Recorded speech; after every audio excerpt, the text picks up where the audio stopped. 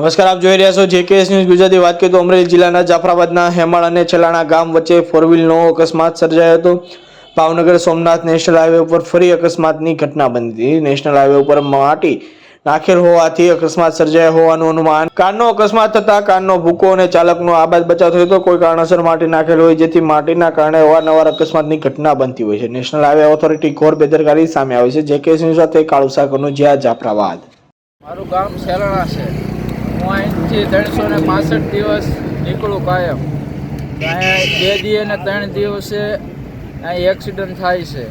પાળા બિનજરૂરી છે.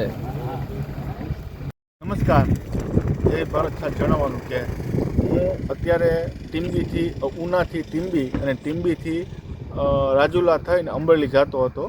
ત્યાં એક ડાયવર્ઝન મારેલું છે અને ત્યાં કોઈ બેરિગેશન મારેલા નથી. તો એના લીધે બેરિગેશન માર્યા નથી એટલે મને બતાડવું નહીં અને એને લીધે મારી ગાડી પલટી મારી ગઈ. પલટી મારી ગઈ એટલે મારો બચાવ થયો છે, બરાબર.